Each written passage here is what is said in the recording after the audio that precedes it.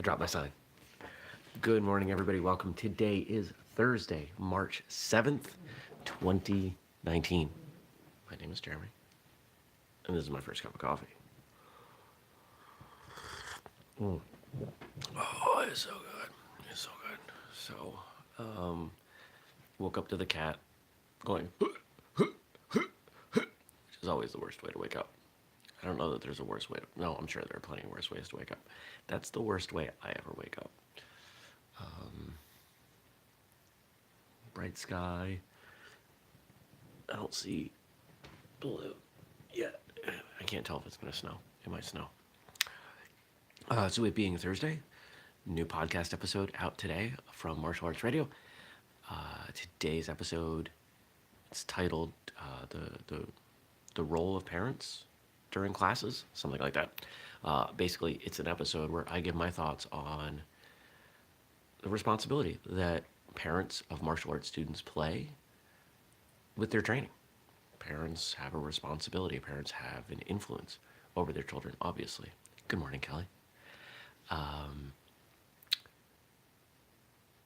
But we don't talk about it. We kind of acknowledge it. It's kind of discussed behind closed doors. Oh, that parent's a pain. I wish they, wouldn't interfere with the way I'm teaching my students, things like that. So I go through, I give you my thoughts on their responsibilities as well as some practical advice on how to deal with it. I've seen some crummy parents, some crummy martial arts parents. So I hope you get something out of that. And of course, you can find that show right here on YouTube, or if easier for you, whistlekickmartialartsradio.com or your podcast feed. So today, let's talk about today. I got another question that because there were a lot of questions last week. I haven't had any new questions, so I just keep going back to these old ones that people submitted, and I'll chew through the list. And this one comes in from Andrew, and Andrew says, what are your thoughts on training with music? Love training with music. One of the things that kind of bums me out is that as traditional martial artists, we don't seem to think it's okay to have music on when we train. And I don't know why. Because music can be so motivating for people. Here's what I mean. I've tested this a couple times. Let's say you have a sparring class, or just any class. You have a class, and it's been a really hard class. You can see what the energy level of those students is. Some of them will be up. Most of them will kind of be, I'm tired. I'm ready for class to be done. Now throw music on. Something upbeat, something that people know, loud enough that they can hear it. And you'll watch the energy level come up accordingly. It's amazing. I love training with music, especially solo. Gives me an opportunity to feel like I'm not alone, because otherwise, the room is generally quiet. And to have music on, if I'm kind of shadowboxing or just kind of flowing through movement, it gives me a beat to work to. It gives me a parameter to guide me, so it's not completely free form, because completely free form can be overwhelming to people. So you say, okay, try to fit your movements to the beat. That can be a lot of fun. Obviously, there are times when music doesn't make sense, where it's not appropriate. I wouldn't put music on during testing.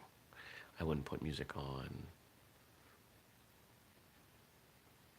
during drills where people had to really be aware, like self-defense, higher level self-defense stuff. But to have some music on, kind of just killing the silence. I think sometimes people will make noise and create conversation because they're resistant to the silence.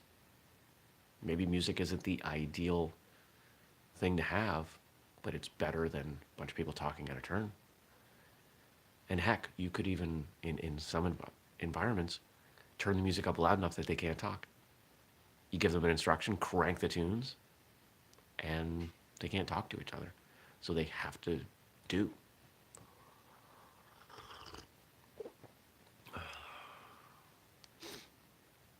I don't know that I would use music with children.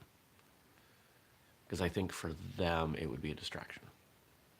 I think they'd end up dancing, and I mean, certain kids I could see. I think it depends on the group.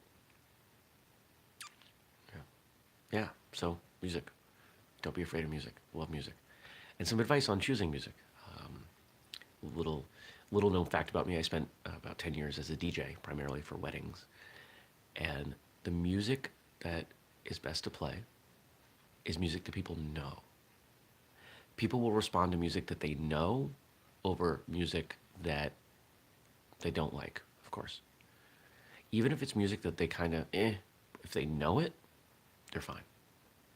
It's better to have music that everyone in the room knows but no one really loves over music that half the room loves and the other half doesn't or doesn't know.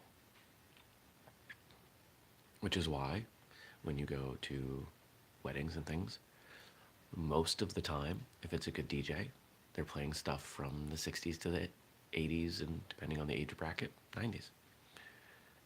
Modern stuff in the last 5 years, a lot of people don't know that, especially older folk. And so they just kind of sit there. And you can watch their faces. In fact, a lot of the same skills that I use in martial arts and martial arts instruction were similar to the skills I used as a DJ. And to toot my own horn, I was a really good DJ. And people would come up to me and say, "You're the best DJ I've ever seen." It's just my ability to read people, my ability to read a crowd. Now, granted, I wasn't doing anything fancy. I was just picking songs. I wasn't, creating remixes on the fly. I was never going to a club. But to be able to identify what music people will respond to and get up and dance to, there's a skill there. If you can do that, you're probably a decent fighter, sparer. Because the ability to read people is one of the most valuable things you can do. I've actually talked about that on Martial Arts Radio a number of times. And if you're not good at reading people, just go somewhere, grab a cup of coffee, and sit and watch. There's no better skill and no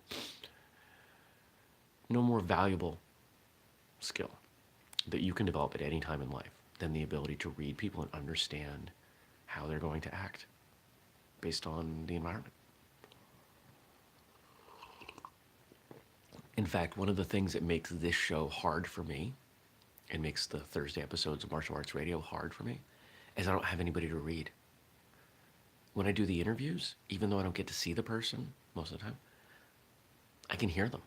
I can pick up, inflection in their voice. I can get a sense as to where they're at. Should I dig deeper? Are they getting uncomfortable with the conversation? Do they wonder if I'm even still here? Right? I can understand a lot of that just from the way they talk. And this is something we all do instinctively, but we're not all great at it. We're not all even okay at it. But as I look back through my life, learning how to understand people, which was a conscious effort I made in high school because I was tired of being a nerd. I said, I just don't understand how everybody else works. I'm going to figure it out. I'm smart enough to figure it out. It was one of the best decisions I ever made. And so you can do that too. Just watch people. Just shut up for a minute. Listen. See. Yeah. So it's Thursday. Thursday's a consulting day. I'll be off.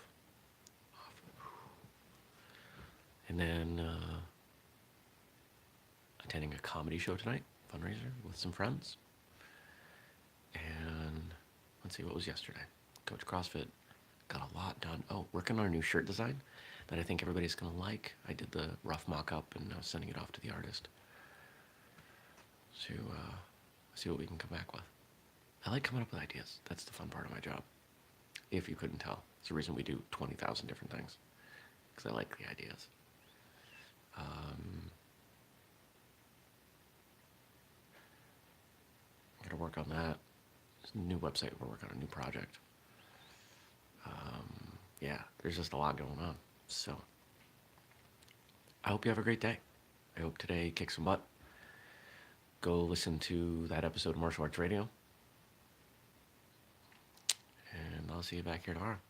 Don't forget, we do the show every weekday morning, 6 a.m. Sorry, 6:30, not 6. I'm not getting up that early. 6:30 a.m. Eastern, right here on YouTube. But you can also catch it later on your podcast feed. And if you want to know a little bit more or check out the latest episode, maybe it's easier for you, firstcupwithjeremy.com. So that's all I got.